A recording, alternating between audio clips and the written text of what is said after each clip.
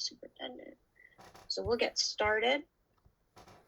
So I'll call to order this meeting of the Somerset Berkeley Regional School Committee at 6:38 p.m.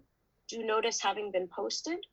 Pursuant to the open meeting law, any person may make an audio or video recording of this public meeting or may transmit the meeting through any medium. Attendees are therefore advised that such recordings or transmissions may be made, whether perceived or unperceived by those present, and are deemed acknowledged and permissible. I'll do a roll call of members present, and if you could please indicate that you are participating remotely. Mr. Fenstermaker? Present and participating remotely. Ms. Ferreira? Present and participating remotely. Mr. Machado? Present and participating remotely. Ms. O'Brien? Present and participating remotely. Ms. Solomon? Present and participating remotely. Ms. Abby O'Brien? Present and participating remotely. And also with us this evening are our Superintendent of Schools, Mr. Jeffrey Schoonover, our Director of Business and Finance, Mr. Ron Taro. Is Ron on? I am here. Hi, Ron. I believe I saw our Director of Curriculum, Ms. Elizabeth Haskell, and our Director of Special Education, Ms. Megan Ashton, along with our Recording Secretary, Ms. Robin Vaccaro. The next, actually, let's do, if we have a flag, if we could do the Pledge of Allegiance.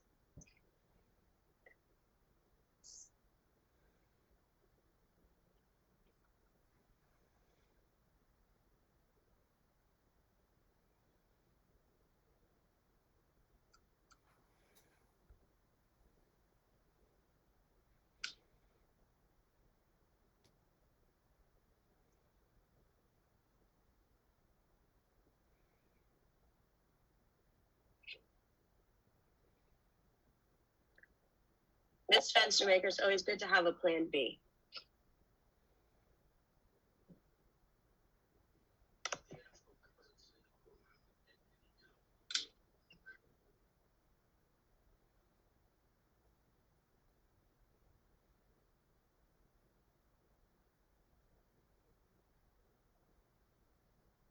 Oh, I think Jeff's gonna go get his flag now. We got plan A, B, C. There we go. All right.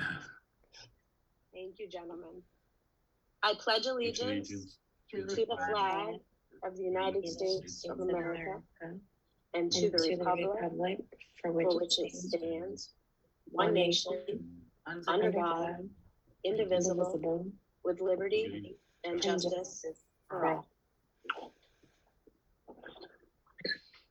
Thank you, everyone. The next regularly scheduled meeting of this committee is on Tuesday, March 14th at 6:30 p.m. in the Somerset Berkeley Regional High School Library. The first item on the agenda this evening under Teaching and Learning is a report of our student representative, Abby O'Brien. Hi, everyone. I hope all the students on here enjoyed your day off and teachers. So I just want to talk about a little bit what's been going on in the school since we last met. On February 16th, our new inductees into National Honor Society had their induction ceremony. So those would be any juniors and seniors who met the qualifications to be part of the Edward J. Kaler chapter of the National Honor Society. On Friday, we have our black and white dance for juniors and seniors, which will be held at Whites of Westport. And that's always a very fun time for the juniors and seniors. So I know a lot of people are very excited about that. We recently had our first ski trip, which there was overwhelmingly positive feedback from. I know a lot of kids had a great time. They were really excited that they still got to go, even with the inclement weather and having, a little bit of a change of plans. So they really appreciated still, working around that. And I know a lot of kids are super excited for the next ski trip, which will be happening midway through March. At our last student advisory committee meeting, we talked a little bit about new positions that were going to be requested to be created for this year. And there was overwhelming support from the committee that we would really like to see, at least from a student's perspective, another guidance counselor potentially added to the school. The students have kind of seen that each guidance counselor has a lot of students. And we think that if there was potentially another guidance counselor, those students would be able to be dispersed more evenly between what would then be 4 people. And the guidance counselors would be able to kind of delegate tasks and provide more personalized attention to each student if we were able to accommodate that position. So sports are in full swing right now. We are going into, if we are not already in, playoff season for all of our sports. Our boys hockey team had their best season in the last 20 years. They went 19-1, and they took back the SEC championship title, which is very exciting. We have 2 girls from Somerset Berkeley, Jordan Therio and Megan Costa, who play for the Bishop's Dane co-op team, and they also are starting on the tournament trail this week. Our girls basketball team also won the SEC championship this year for the first time since 1991. So overall, sports have been really great this year. And our boys basketball team just had the 2nd annual Crosby Kudo Memorial Tournament. They came in 2nd place. Hanover ended up winning the tournament. And all of our teams actually have their first playoff game tomorrow. The boys hockey team is the only one that has a home game, which is at Driscoll, if anyone wants to come out and support the Raiders.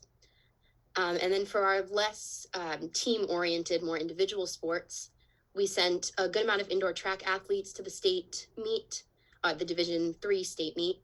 But the most notable appearance was Callie Ledger placing 6th in girls shot put. We had one wrestler, James Phoenix, qualify for the Division II state wrestling tournament. And we had one student, Nick Kavik, qualify for the state championship swimming meet as he swam co-op with Seekonk. And then just to kind of finalize, this is a really exciting time for a lot of students. You know, now that February break is over, we're kind of heading into that end of the year. But, you know, this is kind of the time where kids start thinking about AP exams, if they're going to be taking those. You know, MCAS becomes a big thing for the 9th and 10th graders. Seniors are getting college acceptance letters or committing to, you know, the Army or the workforce, whatever it is that they intend to do with the rest of their lives. So right now, you know, we're kind of getting back into the swing of things. Only 1 day back since February break before having another day off. But yeah, this is just we're kind of kicking into full gear now. That's kind of about it for me.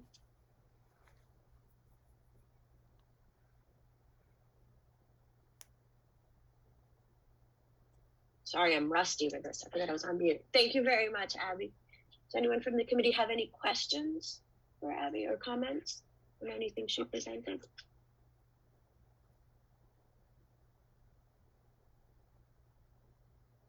All right. Well, thank you very much for that good news.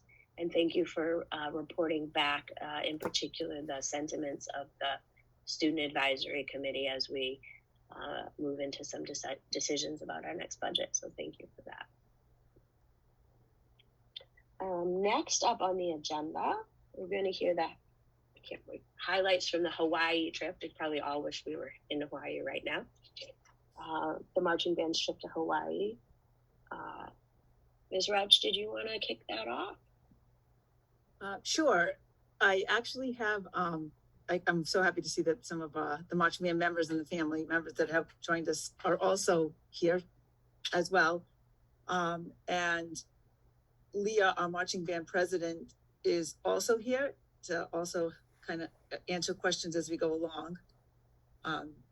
But we did put, it was actually Leah's idea for us to kind of put together like a little PowerPoint with some of the pictures to highlight what we did. So Mr. Schoonover, I don't know if you want me to share that or if you want to share that either way. You can do that, Mrs. Rausch. Okay.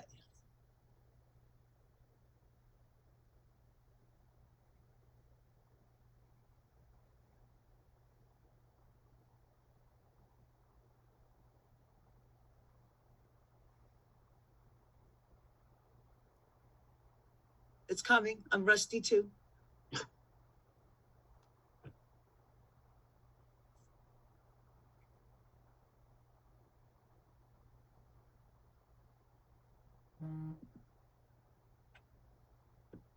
Actually, would you mind, Mrs. Stonova, just, it's not working for me. I don't mind at all. Thank you.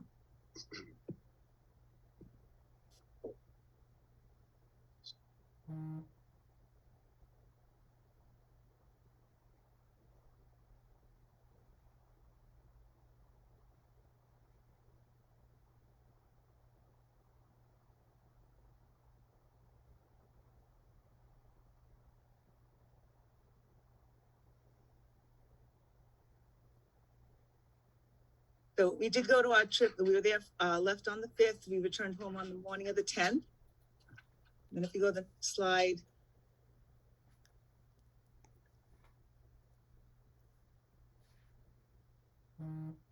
You can see we had a luggage check-in. Mr. Young was there to help us with that. Everybody's luggage was checked and left at in the van room locked up on Friday the 2nd. You can see that's just one bus's worth of luggage.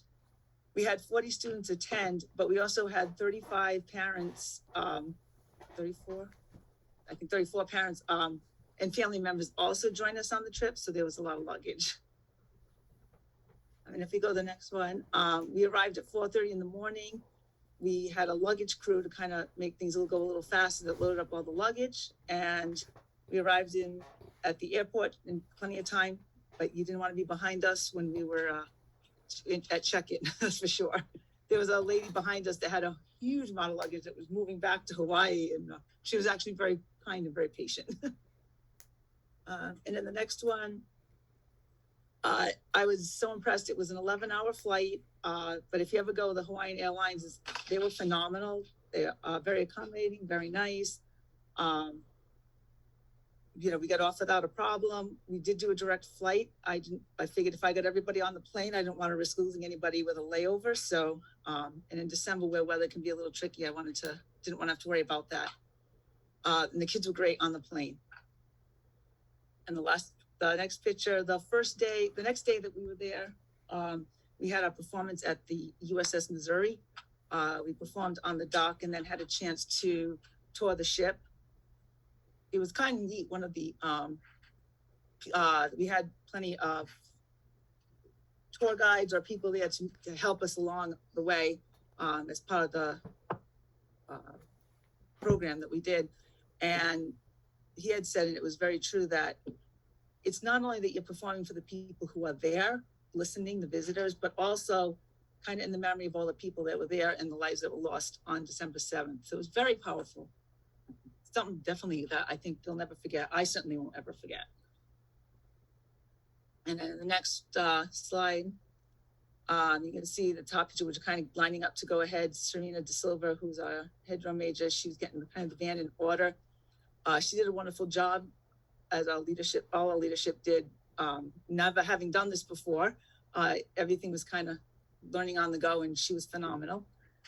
You can see us performing under the tent, and then the bottom picture is kind of my Facebook post profile right now.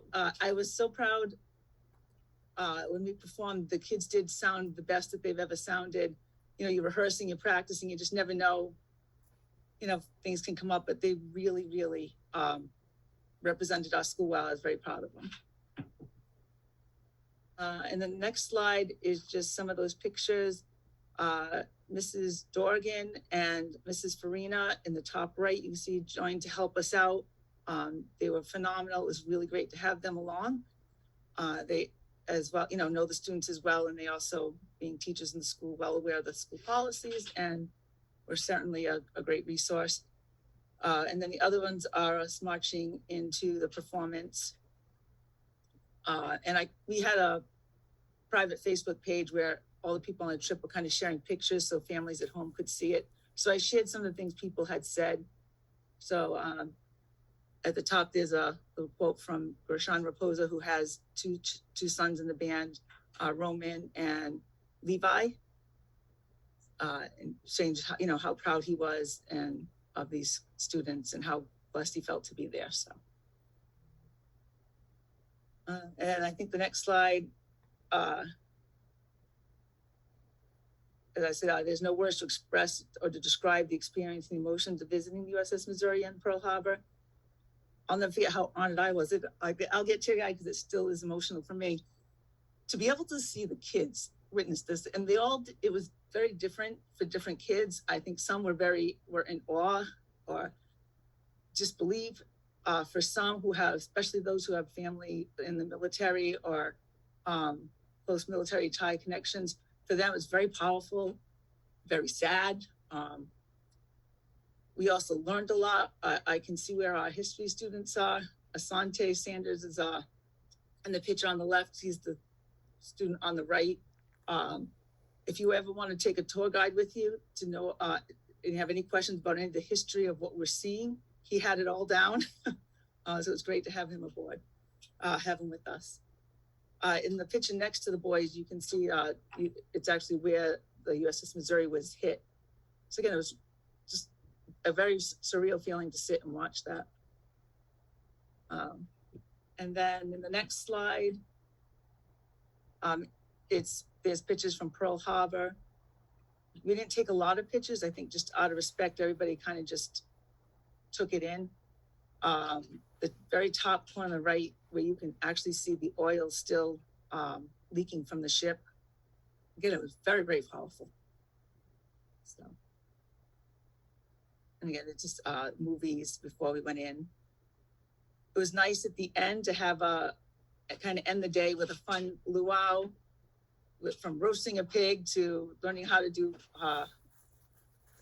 to dance to the Hawaiian dancing, and it was a really nice day. It was kind of weird to see Christmas lights in Hawaii on the beach, but it was really a lot of fun. I think the kids enjoyed it, and adults as well. And again, these are just some pictures. There's a bunch of long tables. There was a couple of different schools that were there. And, you know, as Gershon kind of captured, there's some of our students with some other students from other places and schools. Apparently Amazon had that one popular shirt to pick from to buy a Hawaiian shirt. And the next slide is when we went to Diamond Head, which was 1.6 miles round trip. Just about everybody did it. And the views from up there were amazing. I know I was sending pictures to Mr. Schoonover and to Dr. Brelsford along the way as we were hiking. And again, words can't describe the view. Again, the bottom corner, you see Mr. Theriot too. He was having apparently a good time with his bunch. So he's he's joining us tonight as well. And the next slide, going into the parade and the ceremony. The ceremony, we walked about a half mile down from the hotel room, which is what you see on the bottom right, to where the ceremony was held. We had a practice for our performance so that we could perform with the other area high schools. And we did that performance. Then we stood and waited for it to begin. The performance, the students probably stand there a good 2 hours. They were standing from about 3 o'clock until the end of the parade. And there was not a single kid that complained. They, you know, usually when we're back at school, it's like 5, 6, 7 bathroom requests per day, but they were just very, very polite, very respectful, very well behaved. Again, I couldn't ask for any better. They really, really represented the town and the school very, very well. You can see in this pictures here, the kids got these pins that to commemorate their performance at the USS Missouri. So we decided it would be nice to wear them for the parade. And we had the parents who were there pin them onto the shirts of their students, the teachers, and the parent chaperones also pinned them on for those students whose parents were not with us on the trip, which was a nice ceremony. I think it meant even more to the parents than to the kids, but you know, it was very nice. Also, it was really great to have our uniforms. The kids really looked well when we were marching down the parade route. We got a lot of compliments on how professional the kids looked. A lot of students went with Hawaiian shirts, which is something we had kind of thought about, but being that it was a parade to honor our veterans and to honor the people who had passed away in Pearl Harbor, I thought something a little bit more professional would be a better option. You can see our color guard there. Roman Raposa was selected from our school to place the wreath on one of the veterans who received a Purple Heart. And then you can see as the students are waiting to perform and waiting through the ceremony.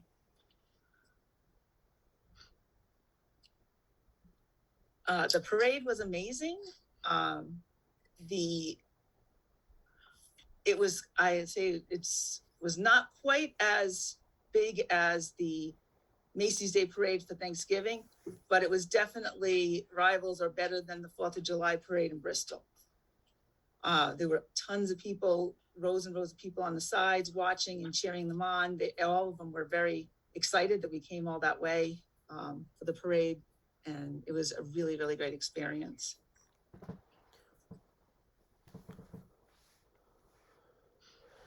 And these are just more pictures from the parade. The parents were all marching in the back.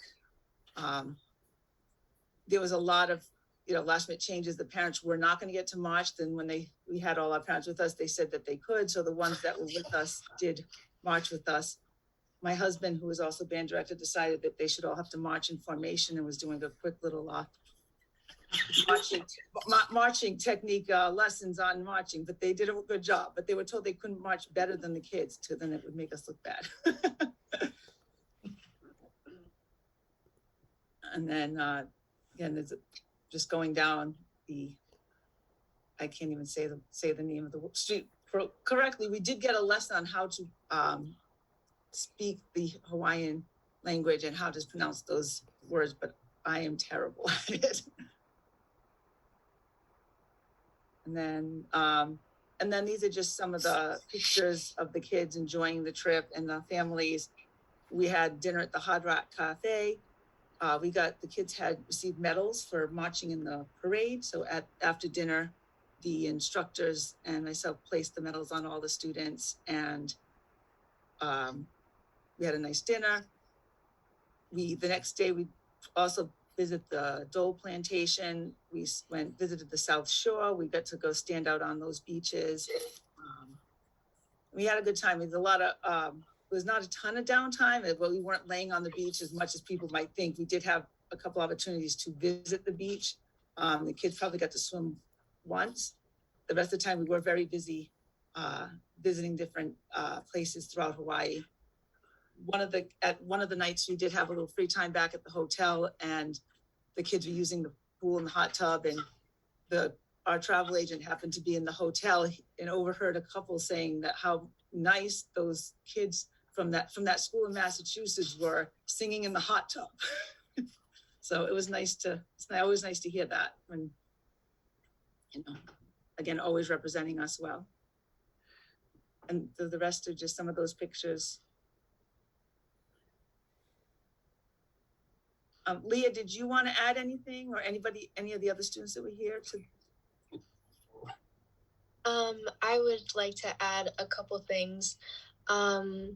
I just want to thank anyone who was able to say yes for us to going on this trip.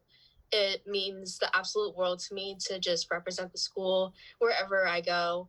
And I just kind of want to thank everybody and saying yes for us to going on this trip. And if we ever get this chance again, then it's going to be a great time for the next group of kids that get to go.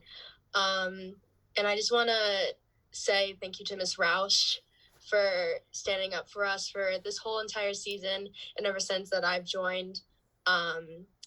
And yeah, that's pretty much it. And I just want to say I had a great time. And I've made so many friends since then. And before the trip, I didn't, have as many friendships as I do now after the trip is already gone. a couple months ago. So I think this trip was pretty amazing. And it really touches my heart. And every time I think about it, like I talk to some kids in marching band still during winter guard and winter percussion rehearsals, and we always say, oh, we miss Hawaii, we miss this, we miss that. It's always engraved in our brains till now. So thank you for everybody who let us go on this trip.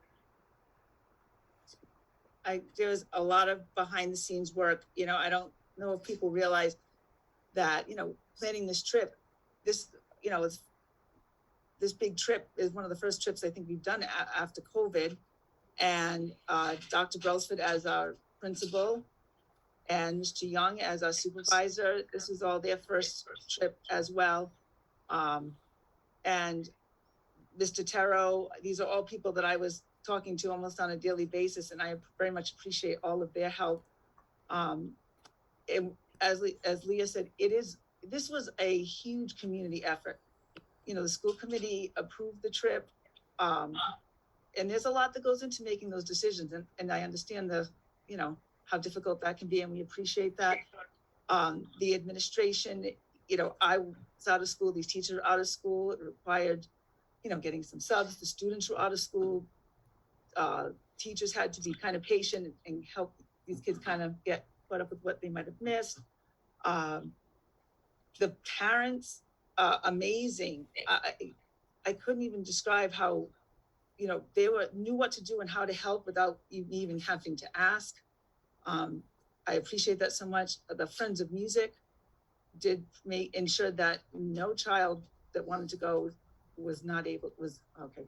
I'm sorry, let me start again. Every child that wanted to go was able to go.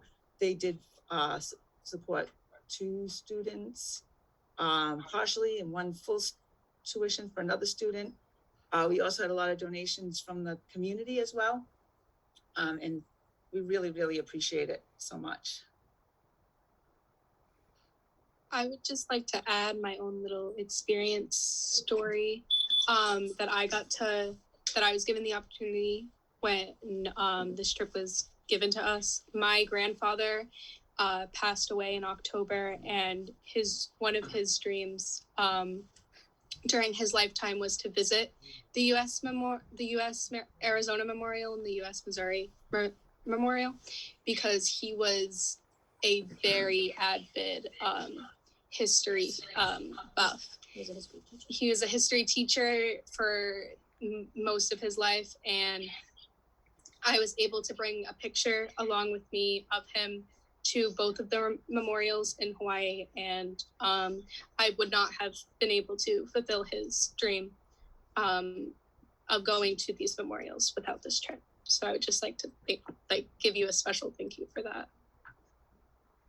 B, I'm sorry I did forget to put the picture in the slide. I had a slide ready, and in editing, I think I missed it. But it was like Flat Stanley, but it was Flat Grandpa. And we took pictures of B with Flat Grandpa everywhere we went.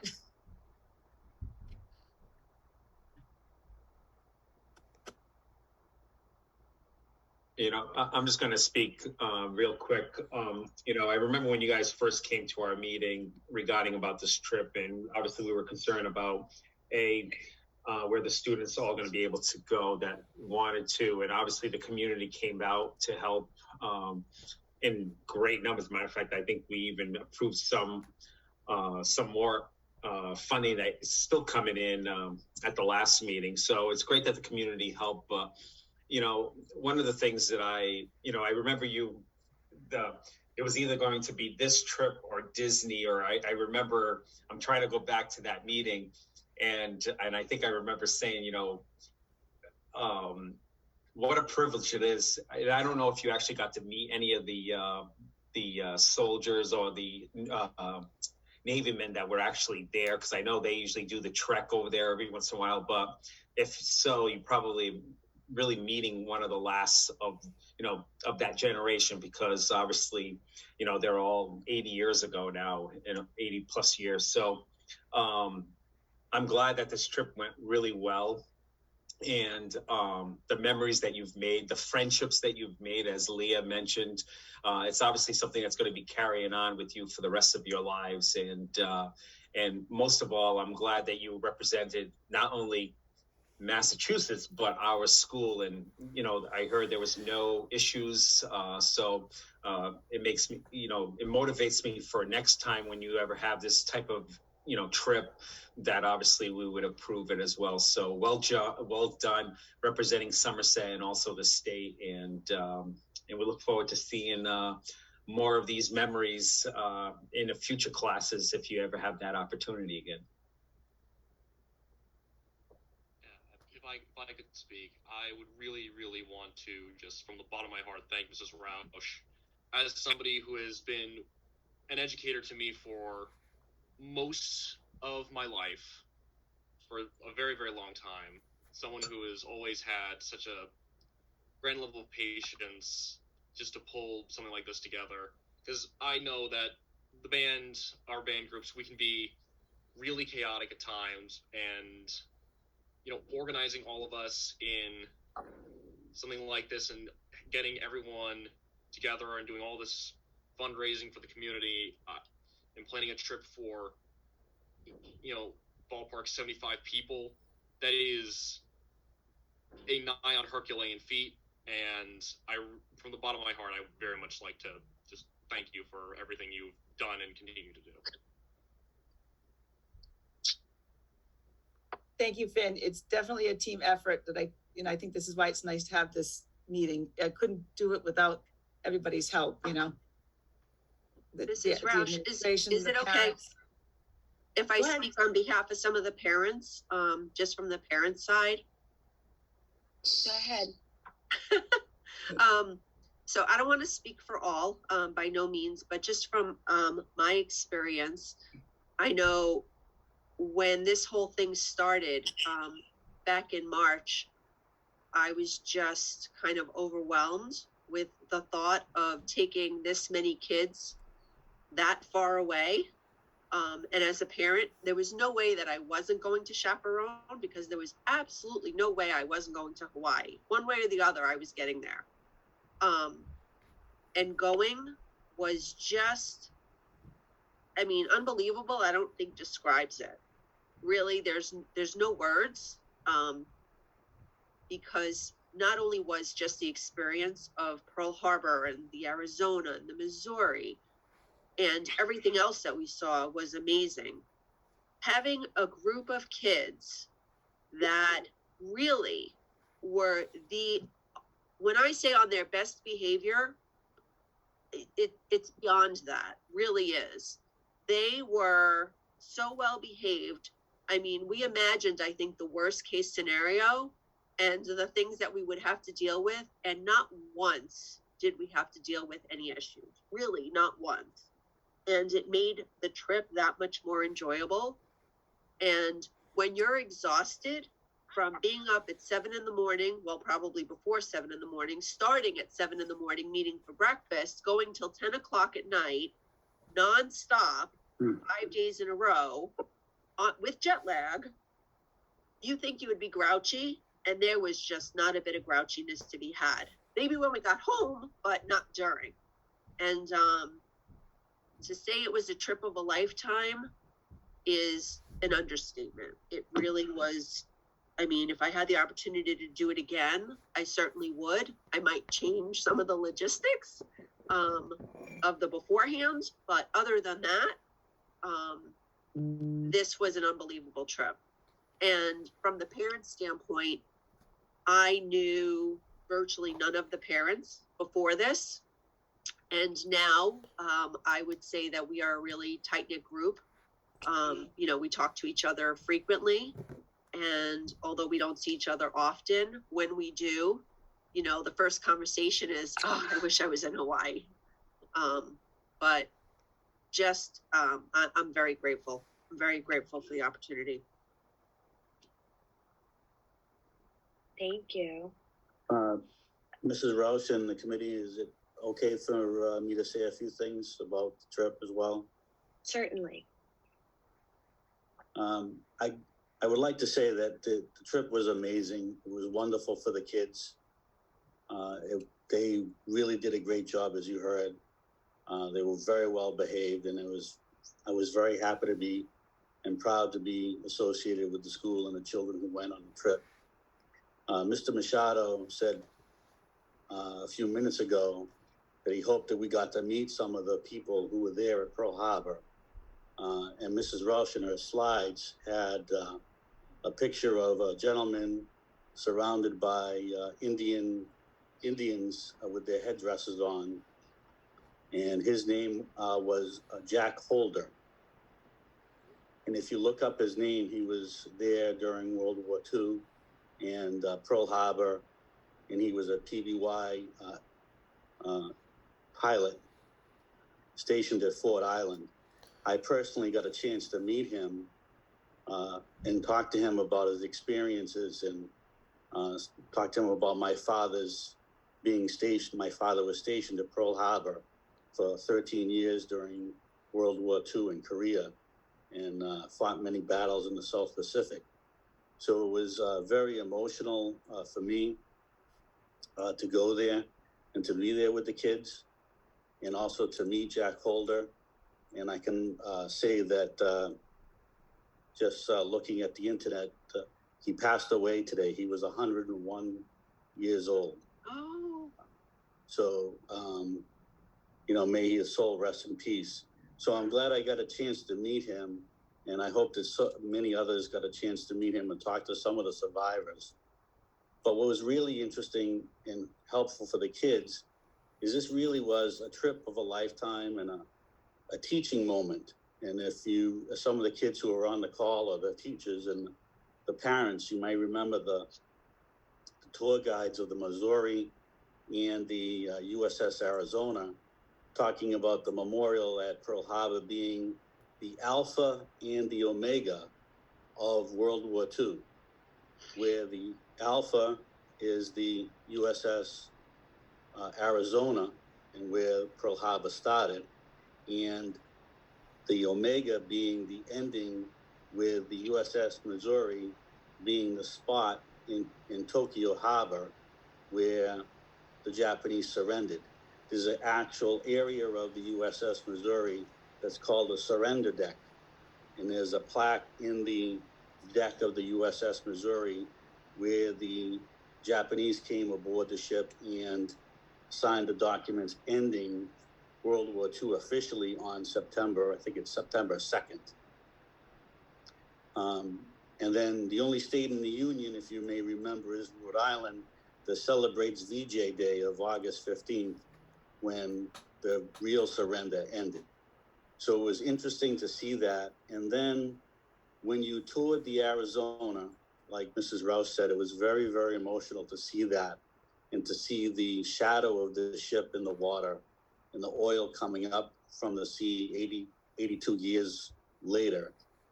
And then also the bravery of the men. I think it's 1,177 servicemen that were passed away during that horrible event. But the ship members who survived, and some of their last will and testament was to be buried with their shipmates. So on either side of the memorial where you see the names, there's squares down the bottom of the names where the other shipmen had been interned in the waters of the Arizona after they passed away. I think one of them was as recent as 2021. So it was a teaching moment for the kids and some of the parents and the representatives who went.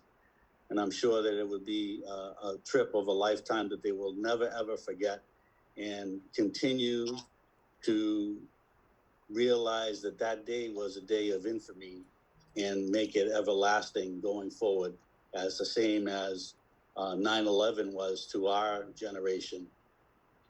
December 7th was the 9/11 of the greatest generation in 1941. So I'm very happy to be part of this trip and this organization. And I hope that all of the kids had a great time and learned a lot from it. Thank you. You're welcome. Thank you to everyone very much for your sharing your experiences and your comments. I think on behalf of the committee, I'll just reiterate one more time or we thank the community and the Friends of Music, obviously staff, the parents, chaperones, and our students for representing your school and your community so well.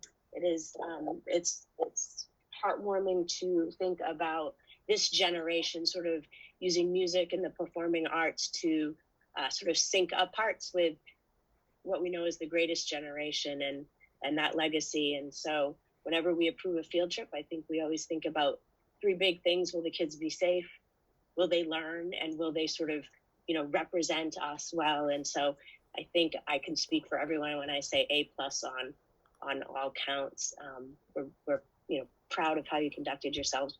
We're grateful that the community and the staff and everyone was able to step up and your families and afford this opportunity.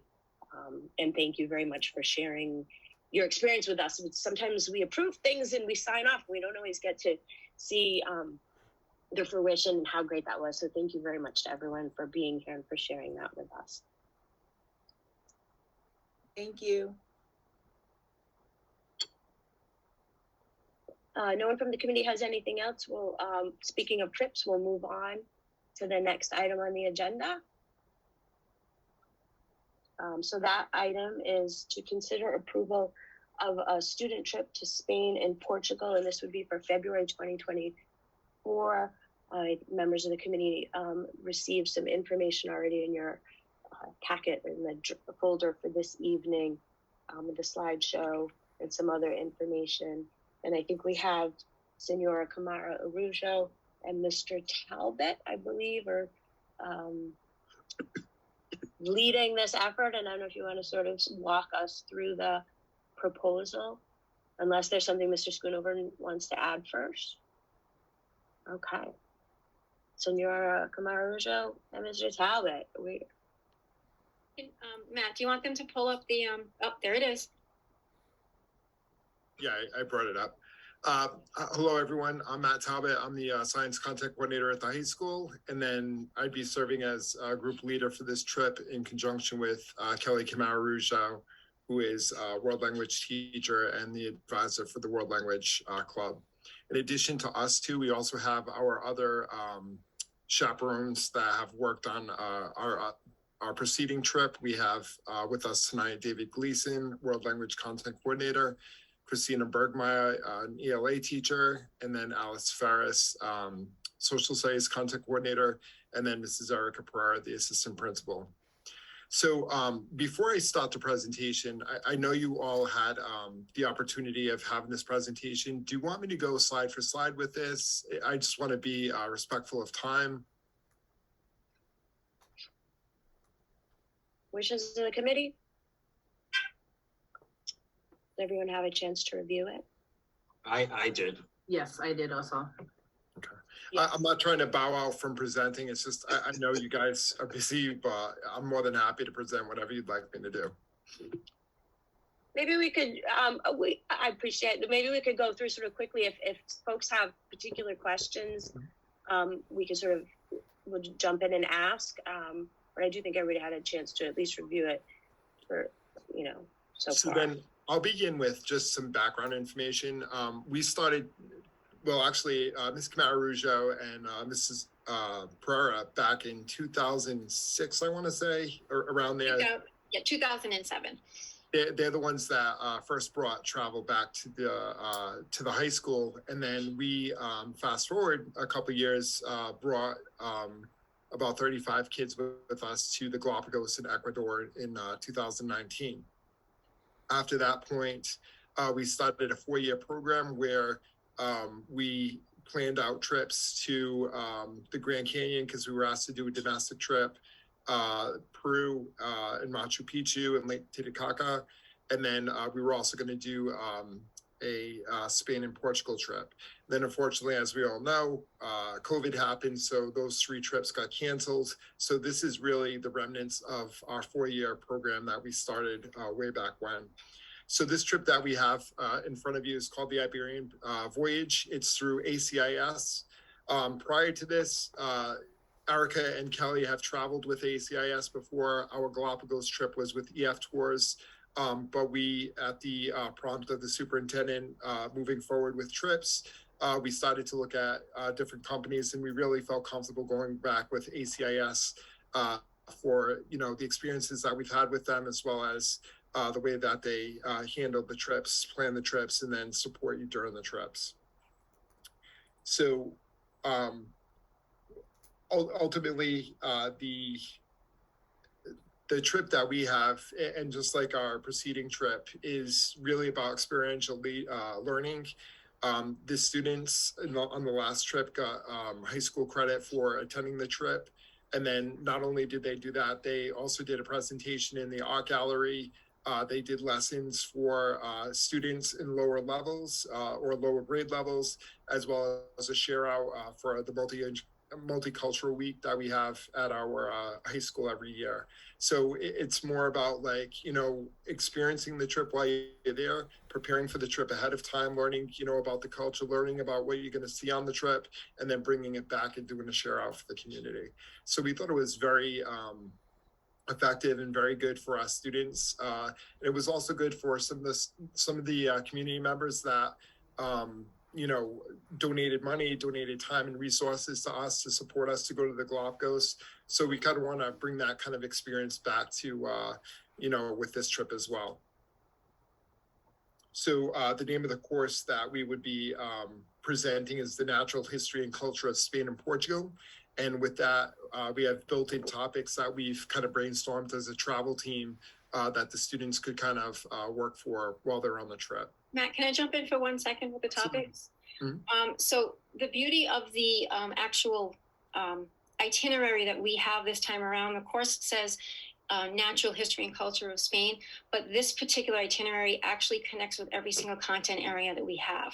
It connects with math, health and wellness, everything. So the students would be choosing a topic that they're interested in. It does not have to be a Spanish topic. It does not have to be a Portuguese topic. So they would be doing not necessarily research, but experiencing things as we go through the itinerary and journaling it as we go along and then presenting it. So it wouldn't just be language based. It's across the entire curriculum. So I just wanted to add that. Oh, also, Matt, they also can do the course through ACIS, correct? Yeah, so if they chose to do so, they could file for college credit through a college out in California to do that if they wanted to, with extra assignments associated with it. Am I still sharing my screen? I think I just kicked it off. No, you're not. Okay, sorry. Just bear with me a minute. Mr. Gleason, do you want to share the trip itinerary? Sure. While you're sharing your screen? Yeah. I can go through that. So we are flying out day one from Boston, landing in Madrid.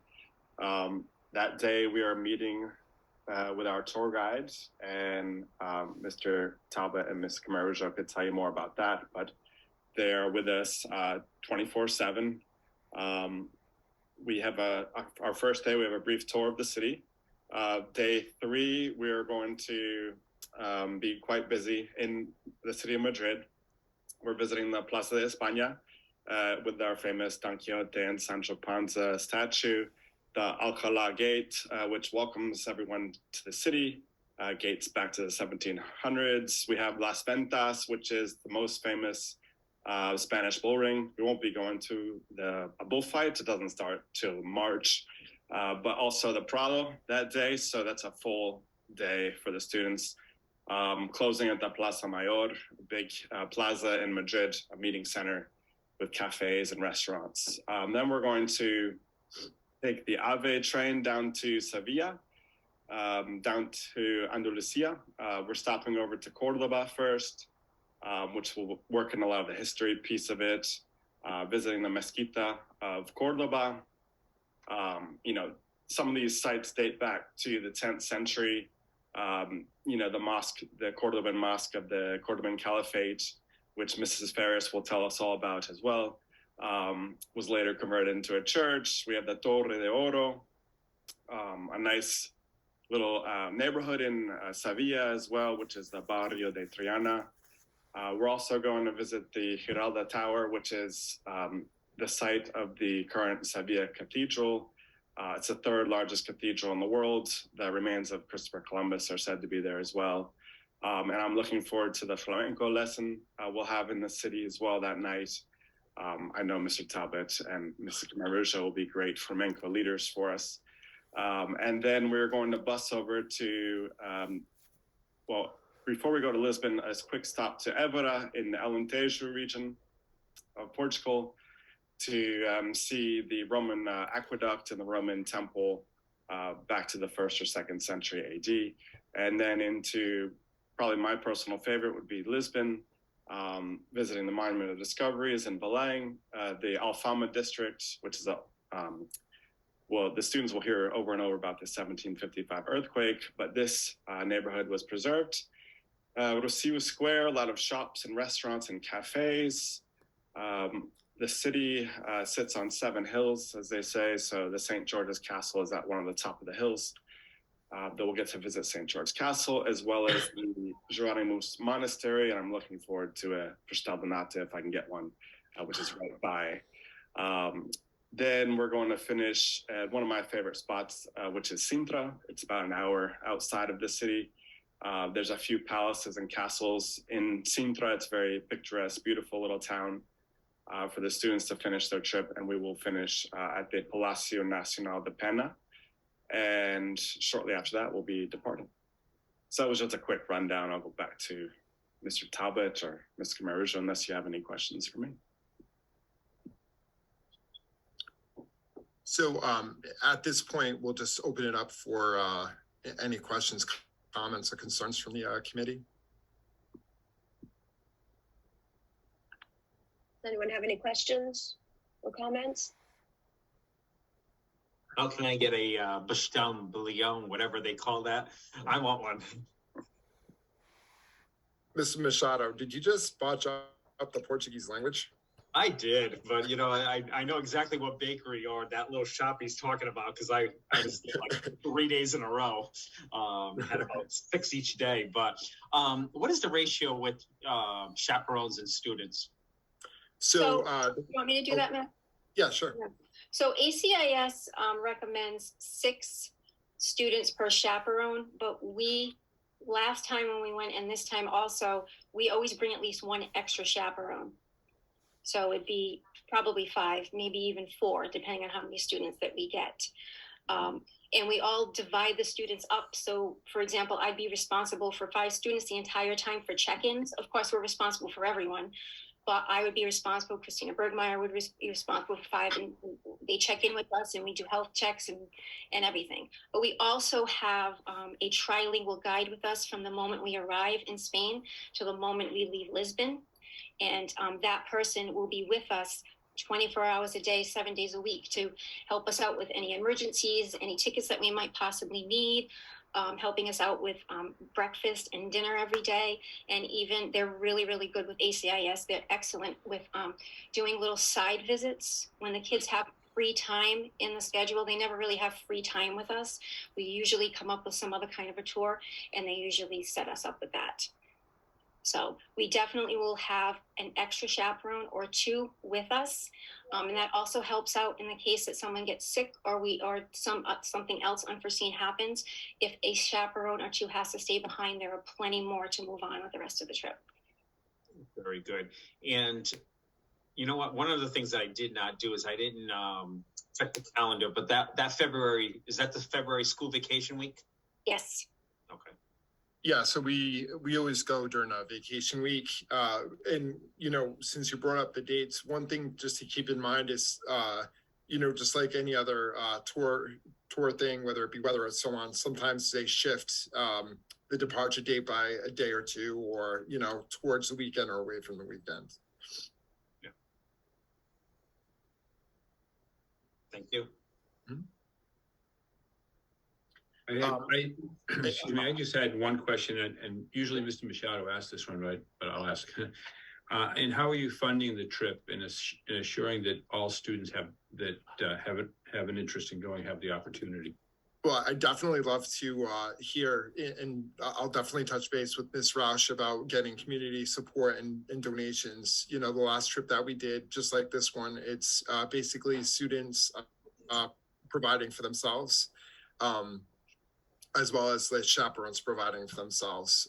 In addition to that, we've done like fundraisers in the past. We've done clamboils, we did raffles, calendar raffles, different fundraising. Granted now, the fundraising policies are a little different, but you know, we've done fundraising groups to ensure that all students would be able to go. All students are given the opportunity and the option of signing up. And one of the things that ACIS does is they provide fundraising apps for each student that they can post on their social media. It's kind of like a GoFundMe through ACIS, so that they can reach out to get community sponsorships as well.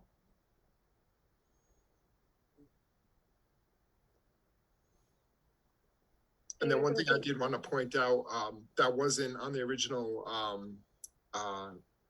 presentation is I did insert 2 different links that I put in our travel folder for, you know, school committee member more information, as well as what the applicant booklet's going to look like, or participant booklet will look like. Thank you. I would just like to ask, No, I was Hi, just gonna Jen. say, does anyone have any other questions? Go right ahead. my only other question was, do you need someone to sign up now to be a chaperone? So what we would do is, I know Kelly had talked about the 6-to-1 ratio. Usually what we do is ACIS and EF, we're more between 10 and 15. We're the ones that, you know, put it into smaller groups. Right now, it would just really depend on the amount of students that we attract to our trip. You know, I know. I appreciate that, Matt. I really was just kidding. I would love to go. My daughter's a senior this year, so she doesn't get to go next year. But yeah, I was just gonna say, I think it's great. I think it's a great opportunity for the kids. And I mean, you know, going after the Hawaii trip and seeing what an experience and an impact that had. I think it's fantastic that we can get back to offering this to the students. No, we definitely would love to do this, and we're seeking, not to be so blunt, but we're kind of seeking a decision, hopefully tonight or within the next meeting, just so we can start the student preparation of, you know, the parent meetings, the student meetings, and making sure that we have the price locked in for the kids. And then in addition to that, you know, one thing I do want to float out in front of you all is, prior to COVID, we did have a 3 to 4 year plan in place. I know Mr. Machado was there, you know, like on the committee at the time. I can't remember if Mr. Fensmaker was, but, you know, we'd really like to kind of keep this in the background, and kind of like what you guys were talking about with Ms. Roush's trip, you know, the idea of, you know, a goal of going on trips, you know, as being part of our culture, and being able to prepare like 3 and 4 years or 2 and 3 years in advance, you know, financially, so the kids could be able to, you know, so it wouldn't be such a burden on the families, and then, you know, make it doable for a lot more kids. So we just wanted to keep that, you know, put that out there for you as well. And just one more thing for me, we also need to get the participants going on documents, because everything is so behind now. It's not easy to get a passport right now. So we would need to get moving on that as well. Madam Chair, I'd like to make a motion that we approve the trip that's been brought before us for February of 2024. And just for the record, I do speak Portuguese, so if you do need a chaperone, this school committee member does speak Portuguese. Mr. Machado, can I just add, well, on the motion, can I just add, would you consider amending it to approve it? Do we have the principal's approval already in place? So prior This is Dr. Brelsford. I can't show my video because my laptop died, so I'm on my phone. So I apologize. I completely endorse this trip. I've spoken to Senora and Mr. Talbot extensively about this, and I'm really excited about it to bring it back. Okay, thanks, Dr. Brelsford. With that, Mr. Machado, you just want to restate your motion. I'll make a motion to approve the trip to Spain, Portugal. That was brought before us for February 2024. Second. Second. We have a motion by Mr. Machado, a second by Mr. Fenstermaker. Ms. Andrews, may I ask one question for discussion? Yes, please. Mr. Talbot, and I apologize if you mentioned this, but we did see at the beginning of COVID, I don't want to sound like a pessimist or a Debbie Downer here, but we saw lots of school trips get canceled and many students lost money. What are the precautions through this travel group that we avoid something like that if there isn't anything? Matt, you want me to take that? I do, but I do want to make a statement. I agree with you 100%, Mr. Skunova. Every chaperone that's in this meeting right now took a hit on the Peru trip as well as the Grand Canyon trip. Like, I'm talking in the thousands, personally. And I do want to point that out because all the chaperones pay for their own trip, or it was, they were paying for the busing back and forth to Boston and so on. But I'm going to give the floor to Kelly on this one because this is her area of expertise. Because we did have to look at the different companies and like how we had kind of spoken prior to this. That's why we didn't go back to EF because they wouldn't honor, certain things that we thought they could have taken care of. And that's why we went with ACIS. But I'll give it to Kelly on this one. So Matt and I actually asked questions when we called the representative from ACIS, because we read through their insurance policy and it seemed too good to be true. But he did verify, and we have gone through the fine print. After COVID, ACIS tweaked their upgraded policies. They're a little more expensive, but you can actually cancel for any reason up to 4 days prior without losing a penny, other than what you're paying for the actual plan. If you stick to the basic, you get nothing. The basic is included in the actual price.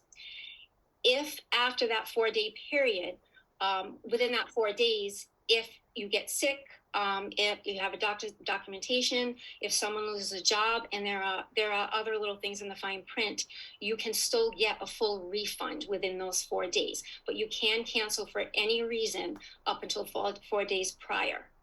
So it's not perfect, but it's a lot better. And we are going to recommend that the students do the higher insurance, even though it is a little pricier. I think they would rather lose $400 than $4,000.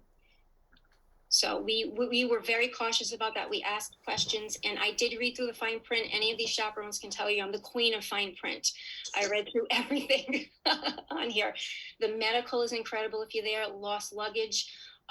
If you have to stay behind for a reason, it's covered and they will pay your expenses to get to the next stop.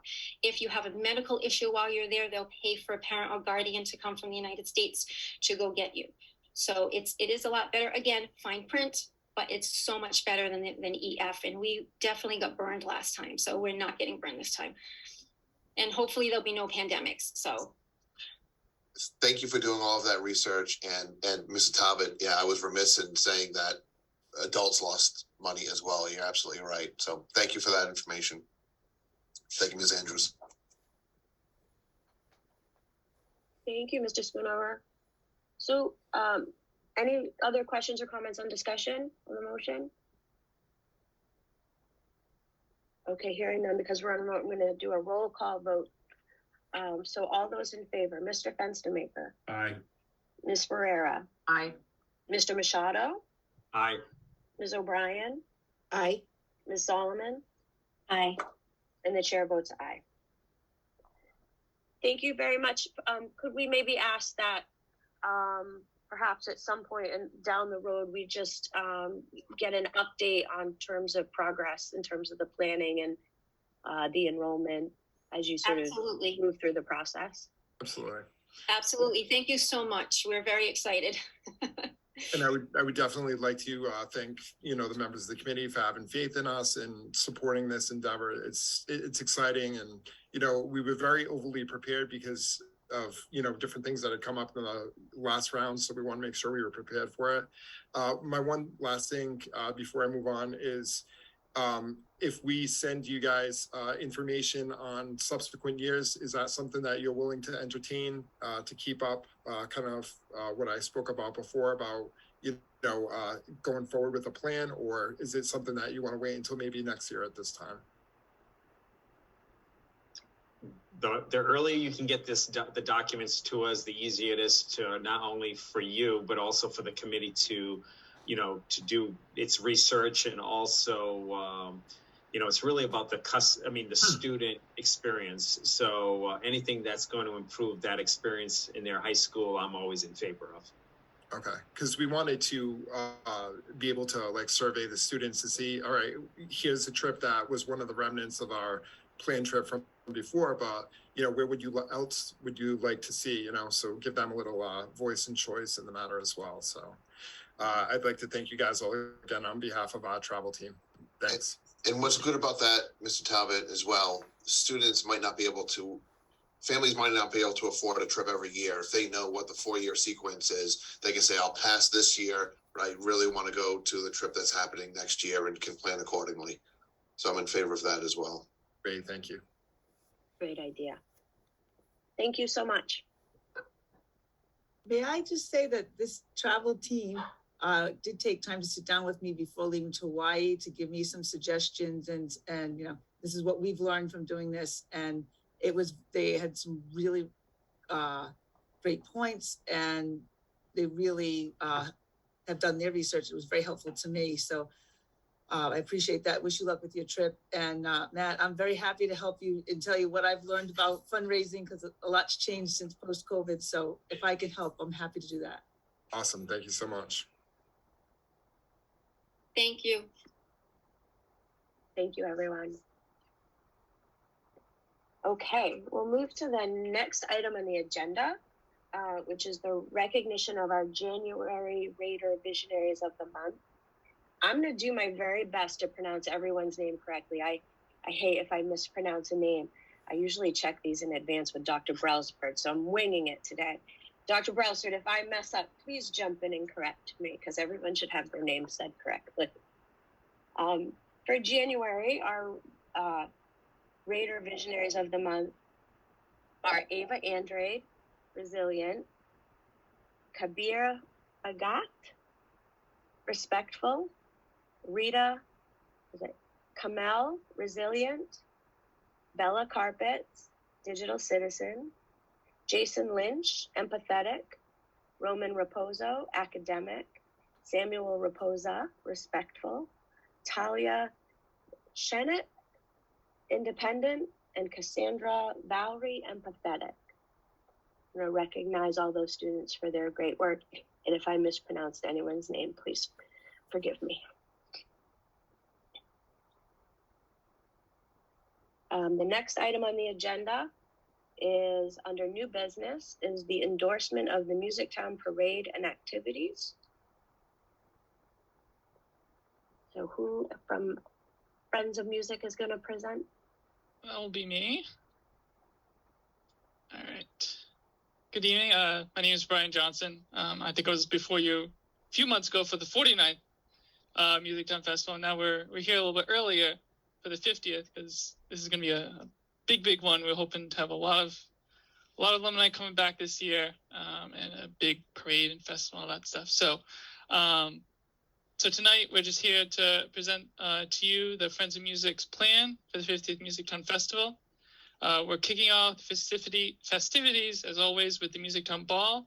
It'll be held on Thursday, October 5th at White's in Westport. We hosted the Music Town Ball at White's last year, and we'll continue to do so this year. We'll have the same high school music ensembles perform at the ball, the orchestra, show choir, and marching band.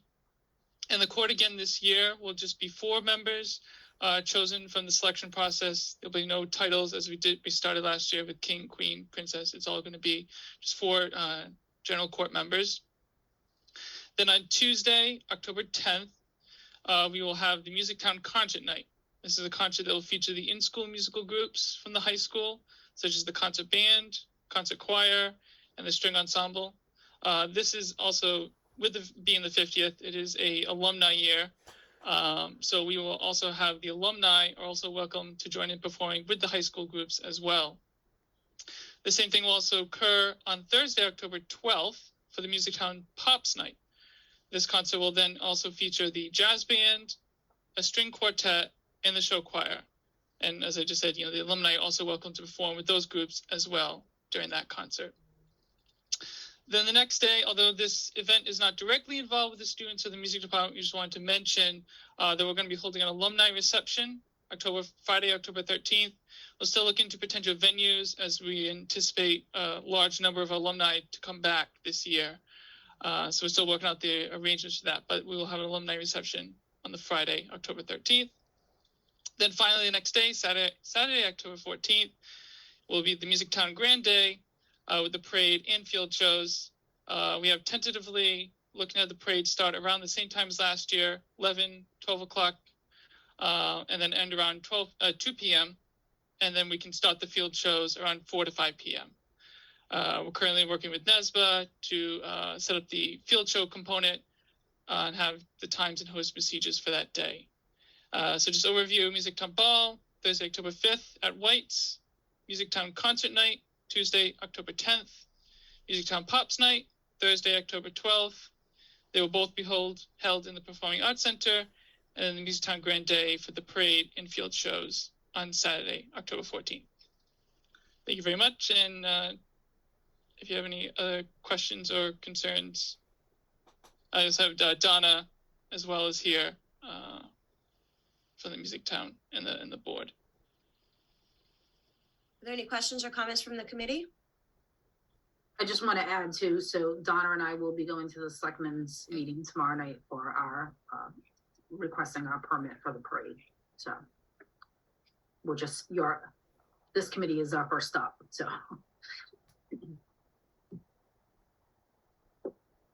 Okay. If there are no questions from the committee, I would entertain a motion to endorse the Musictown parades, let's say, Musictown parade and activities scheduled for October 2023. So moved. Second. We have a motion by Mr. Fenstermaker, seconded by Mr. Machado. Anything on discussion? Hearing none, we'll do a roll call vote. Mr. Fenstermaker. Aye. Ms. Ferreira. I will abstain. Mr. Machado. Aye. Ms. O'Brien. Aye. Ms. Solomon. Aye. And the chair votes aye. Wonderful. It sounds like a great slate of activities, and it's a big anniversary. So yes, we're hoping to have lots of people and huge parade, and it'll be a very good time. So very excited. Thank you so much. Thank you so much. Okay. Moving on to less festive matters, the next item on the agenda is an update to the Student and Parent Guardian Handbook. I think we're familiar that there have been changes to Massachusetts general law under Chapter 71, Section 37H and 3/4 regarding the suspension or expulsion on grounds other than those set forth in Section 37H or 37H and a half.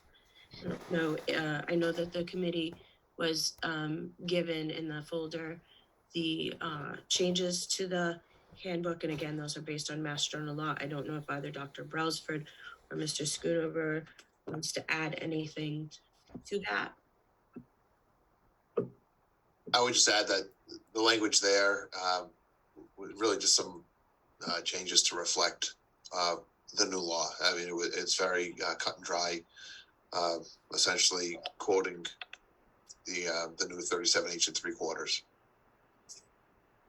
We just need to make sure that if the rules are changing, the handbook reflects those changes. Very good. Are there any questions from the committee? Okay.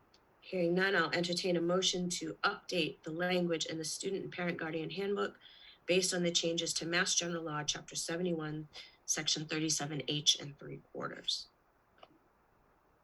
So moved. Second. I think I have a motion by Ms. Ferreira, and was it seconded by Ms. O'Brien? And I will do, any discussion? Hearing none, we'll do a roll call vote. Mr. Fenstermaker? Aye. Ms. Ferreira? Aye. Mr. Machado? Aye. Ms. O'Brien? Aye. And Ms. Solomon? Aye. And the chair votes aye. The next item on the agenda is just to make it known that we're going to make a reassignment on the AFSCME, AFSCME collective bargaining subcommittee assignment. And so for that subcommittee, we are, Ms. Ferreira is stepping off the subcommittee and Ms. O'Brien will be joining that subcommittee.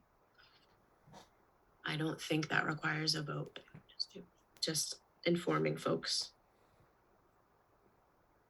The next item on the agenda under budget and financial is the 23-24 preliminary budget. I know that Mr. Taro is here with us, and I know that he added some items to the folder. It was late in the day, so I'm not sure if folks had a chance to look that over, and if Mr. Taro wants to discuss some of that at this point, or... Sure, I can probably just take a quick second to kind of give the school committee an update on what's transpired since I think the last time we met and discussed budgets was February 15th. Since that date, today actually, Mr. Fenstermaker, who chairs the Somerset Health Group, they set the working rate for next year's medical insurance at a 3.5% increase. So this budget reflects that adjustment. Since then as well, the preliminary governor's budget was released. So we are receiving some additional revenue for Chapter 70. Also, contributions received for school choice receiving district and charter school is going to be increased a little bit. In addition to the regional transportation bonus is going to be increased by almost 70,000. In addition to that, our contribution for school choice is down slightly, and charter schools is also down. So when we talk about school choice and charter schools, the way the state does it is they either do what's called a receiving district. So we'll receive revenue for those students coming to our district, or a sending district. If we're sending students, then it's an expense that flows through our state aid. So there's a positive variance in all those areas. I can take a second to kind of go over a spreadsheet that I have that I sent you, that I uploaded. It's all positive. So I'm glad to come to a meeting and not give you bad news. And that, at least if I am, I'm gonna give you a heads up. I'm going to let's see, share this screen, and then I am going to try to make this a little bit larger too. I'm not sure why that's there. Yep. Always says that legible for everybody. Yes. Okay. So the column that says adjustments for governor's budget, it is just a governor's preliminary budget. It's obviously is not an approved budget, but takes those adjustments into consideration. The $8,000 really is the school choice adjustment. We'll receive about $8,000 more than we anticipated. The regional transportation bonus about $78,000 more, and then the medical insurance rate adjustment for both active and retirees to 0.5%. Based on the calculations, about $18,000 reduction on our operating expenditures. And then there was a charter school reduction in payment. There was a reduction of charter school payments, but also a slight increase in the school choice payments. So the net is $48,000. It was like a $2,100 increase to school choice, and then a $50,000 decrease to charter schools. So the net is $48,000. Total operating budget as it stands with all these adjustments. Again, it's a preliminary budget from the governor's perspective. but it's a 2.69% increase. And these take into consideration all the adjustments that we've made throughout the budget meetings and even during the school committee meetings. I also did adjust this page slightly. This is the other sources. And I kind of put the athletic and athletic revolving club fees together, so they're next to each other. And then one was on the bottom, so we kind of readjusted that. And I also added the line for the performing arts revolving. Now that we're treating both the performing arts and the athletics very similar, it's a complete budget within our operating budget, offset by these credits or student fees. So you're comparing apples for apples right now. That is the revenue. That's the expenditure portion. Revenue portion, I can go over that now, unless anybody has any questions.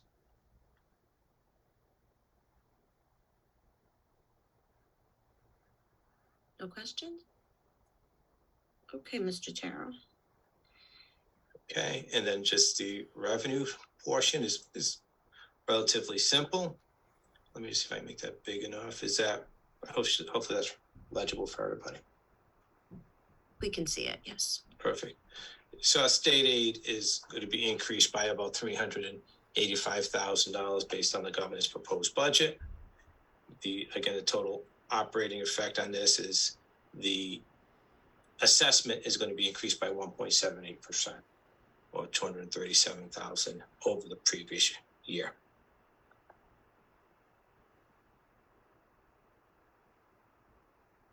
And then again, the revenue associated with other funds are in the same format.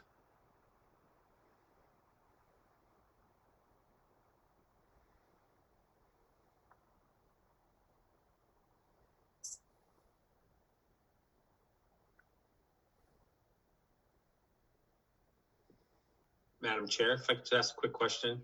Go right ahead, Mr. Machado.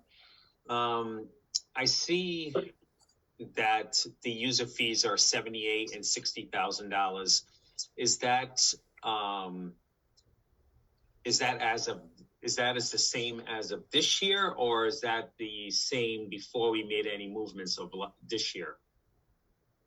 So those reflect what it is as of today, meaning that there was no changes in student fee structures for the athletics. Okay, because my only concern, and this is not something for us to decide tonight, is just that currently we still have parents who have students in, obviously, full disclosure, I'm a zero guy. Everybody knows that, but, everybody, just in case if someone doesn't know that. And I would always prefer zero, but if we're going to leave user fees on, I really do not want to have athletic and music fees different in groups. I basically want, in my opinion, it should be it's a student user fee. It's clubs, bands, everything. It really shouldn't be athletics, music, or whatever the case may be, because I still have major issues where if a student plays both in the music and in the sports, parents are paying a larger sum than a parent who's paying just a sports kid or just a music kid. So if we're planning on continue to have user fees, I would really urge us that we go with a flat fee across the board, one time, regardless if you play one group, two groups, three groups, 10 groups or clubs, or whatever the case may be, because obviously this year we made a correction with the music from 500 to 150, but now it's 150, $200, $250 for music. I mean, for sports.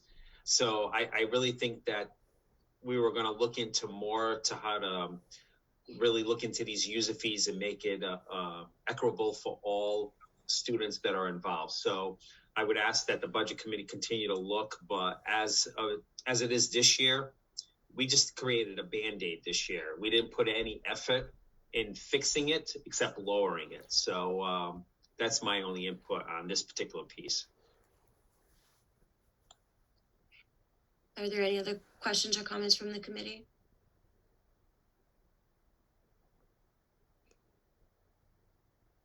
Mr. Machado, I would just say that I think I'll just point out that I don't think the committee is not yet done looking at the user fee question.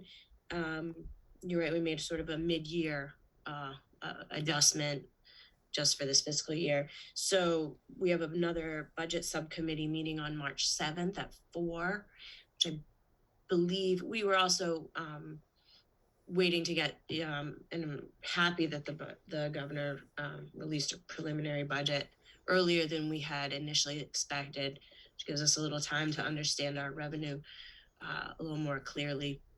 And so I think that we'll work with the budget subcommittee will work with Mr. Taro.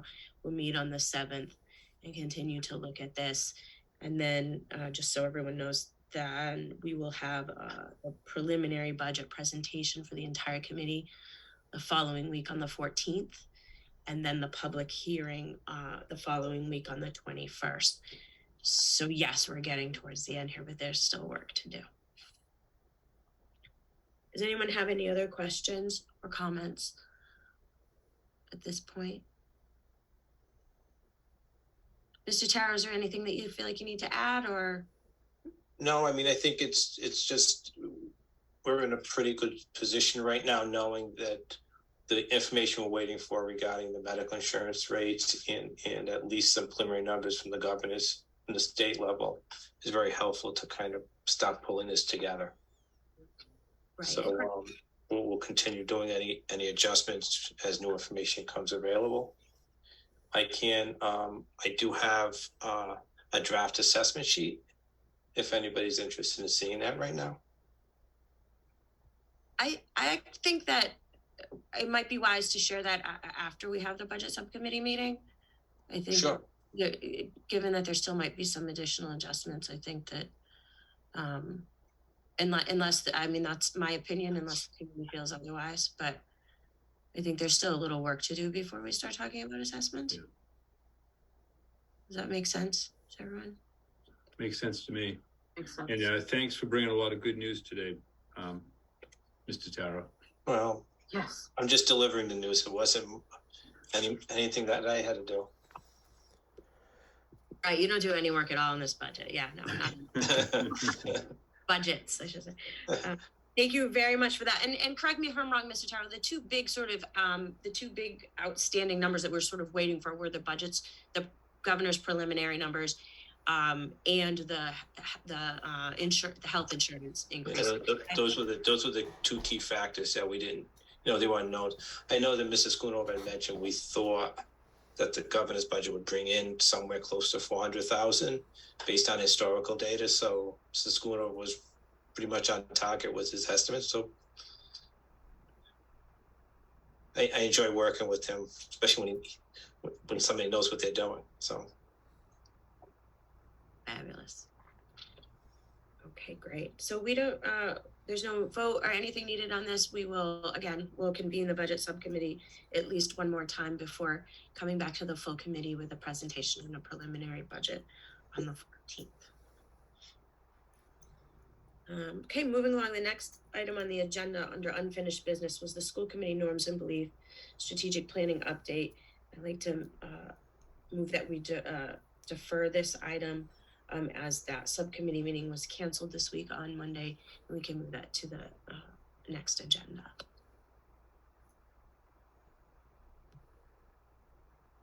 I don't think that requires a vote, does it, Mr. Machado? Nope. My Robert's Rules of Order. Okay, next on the agenda under other matters informational, we have updates from Somerset and Berkeley Public Schools. Mr. Machado, would you like to give us an update from Somerset Gate 8? Sure. Okay, I'm not muted. We had a good meeting last meeting. First, we did get a results from our Chase Street School water testing. The levels came back positive. I mean, in a good shape, not is it positive or negative? I don't know which word I'm supposed to use now. With all the additional testing, our water is safe, so that's a great thing. We also entered, as the regional did, we entered with the Edward Davis company to do our assessment.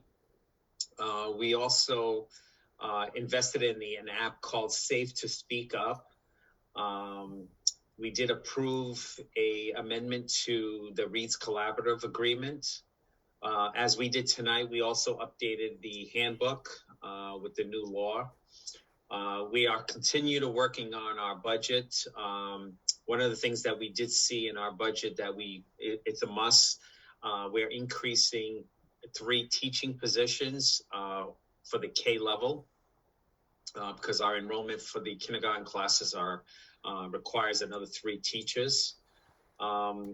We did ask the town to add an article to the next meeting because one of the things that we're doing is we're improving the windows. So we're replacing the windows and also making HVAC upgrades that are necessary because obviously our windows are going to be airtight and they're not going to be drafty. So we'll have to update our HVAC system. And we're also continue to look in with the railings at North Elementary. And I probably think the best item that happened at last meeting was actually our very first item. We were honored to give Joni Plummer a citation. She was very aware of what was going on in the lunchroom, and she realized that a child was choking, and she successfully did the Heimlich maneuver on him. And it was great not only to have her and her husband there, but it was great to have the student and his family there as well. So that was a great way to start the meeting. But I think that was it for our last meeting. Unless I missed anything, Kim? No, I think the only other thing was we had a quick update on the middle school project, but other than that, that was it. Well, I can give you something that's really off the press. Our trade bidders closed today and we opened it, and it came in a little high. We're going to have a meeting tomorrow, but when I say a little high, it's nothing to worry about. So it's good news. We're still in great shape. Awesome. Great news. Thank you, Minister Machado. Ms. Solomon, do you have any updates from Berkeley K-8? Not much to mention with Berkeley. I did want to, there's one thing I wanted to recognize. We just finished at the middle school in early February. They did their annual theater production. It was Beauty and the Beast Junior. This year we had a high school, I believe he's junior, Kyle Como, as our theater director. Worked great with the kids and ran an amazing production. In addition to Kyle, there were some other high school students that also came over to Berkeley and assisted with things like set design and costume, things like that. We did 3 sold out shows, and it was a great production. It was really nice to see or hear about the high school students coming over and kind of mentoring the middle school students. I love that. Working together, that kind of bringing it back. So that was great. That's really all I had. Just wanted to recognize Kyle and the other students that came over and assisted us with that production. Thank you so much. Yeah, I heard great things about. I didn't get to it, but I heard great things about that production. Yes. Okay. Next topics not anticipated by the chair 48 hours in advance of the meeting. The only thing I wanted to sort of disclose to the committee was that it was last night, I think, Mr. Fenstermaker and I joined Congressman Auchincloss. He had a Zoom roundtable, I guess would be the right word, where he invited folks from the community. Mr. Fenstermaker, jump in if you would like to add anything. There were lots of Somerset. I know he did one in Taunton, and which I didn't go to. I attended the one for Somerset, or many community members there. Also, State Rep Haddad was there, and Senator Rodriguez was there. And there was a lot of conversation about economic development in Somerset, as you can imagine. And the congressman was a great listener, and I think a great, by all accounts, seems like a great partner for the community and the district. So there's a lot of talk about money. I couldn't resist jumping in and talking about education, and so I advocated for a couple of things. Basically, more resources for our students for mental health, particularly coming related to the pandemic and a lot of issues with social media. Also, we advocated for universal free breakfast and lunch to become a permanent policy. We talked a little bit about whatever can be done at the federal or state level to make sure that we enhance school safety. And then put in a plug as well for whatever the federal government can do to work to lower some of the costs associated with post-secondary education for our students, so that when they graduate from SB, they have opportunities that will not bankrupt them. So that was sort of just wanted to make everyone aware that we were both there, and that was sort of the conversation we had with the congressman. Mr. Fenstermaker, did you want to add anything to that? Well, first I'm going to say that our chair is very modest, and she went prepared with a lot of information and has the congressman on his toes and thinking about things that he wasn't thinking about when he came onto the meeting. I think it's great that they're doing this roundtable type thing. You know, often sometimes we feel like we're left out on the South Coast here, and you know, this is a good way to reach out. And I know that the congressman was at the Pink, what's that place? The coffee shop there, the Pink Bean. Pink Bean, yeah, he was there a little earlier in the year, or maybe it was late last year. I don't remember exactly, but you know, there's definitely eyes on us with all the activity with Brighton Point, and that's it. And then having the Senator Rodericks and Representative Haddad there, they can hear firsthand, you know, the things we're looking at and important to us. So it's great. That's all. I had nothing to say, but it was great. Thanks, Mr. Fenstermaker. Action item, next item on the agenda is action items for future meetings. Anything that we haven't discussed tonight? Good. Okay. Next on the agenda is the approval of the open session minutes of February 15th, 2023. So moved. Second. We have a motion and a second to accept the open session minutes of February 15th, 2023. Anything on discussion? Hearing none, we'll do a roll call vote. Mr. Fenstermaker? Aye. Ms. Ferreira? Aye. Mr. Machado? Aye. Ms. O'Brien? Aye. Ms. Solomon? Aye. And the chair votes aye. The next item on the agenda is public input. Do we have anyone who would like to participate in public input? Madam Chair, I'm going to participate twice in public input real quick. Regarding the Berkeley Middle School production that Jolene mentioned, the kids were outstanding, but you know, I got to see our seniors actually work with the kids firsthand, and I know that the first kid that she mentioned that the kids, you know, got mentored by these, but because I know these kids firsthand, our seniors and juniors that were there, especially Kyle, you know, when I was talking to them, how excited they are about working with the kids too. So it's a real good balanced relationship between both the middle school students and also the high school students. They really did a great job. You can see Kyle adores what he was doing, and it was just great to see. But it was also great to see all his friends from the theater group to go there, like almost every day for that last week, just to help with the set. So it was really great. So kudos to the middle school program. I hope they continue doing it with the high school students. I know Miss Hebert already signed up Kyle for another year for next year. So it's great to see that.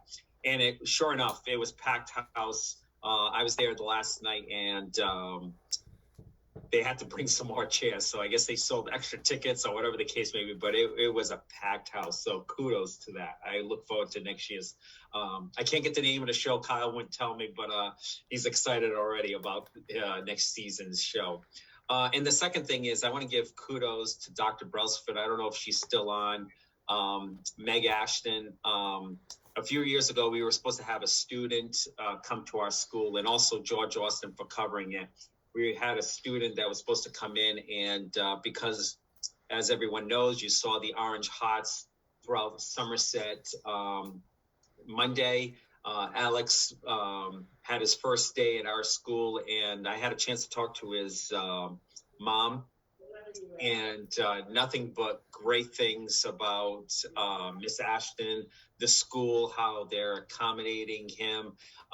Really, it's exciting to see that he's where he belongs. So kudos to the administration and making it, and not only that, the Somerset Police Department, the fire department, the state police, they gave him an escort into the building. It was just great to see. So kudos to all of you. And Alex, welcome to the high school.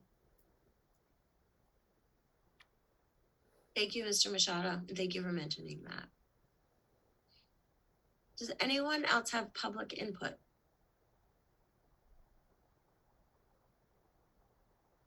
No?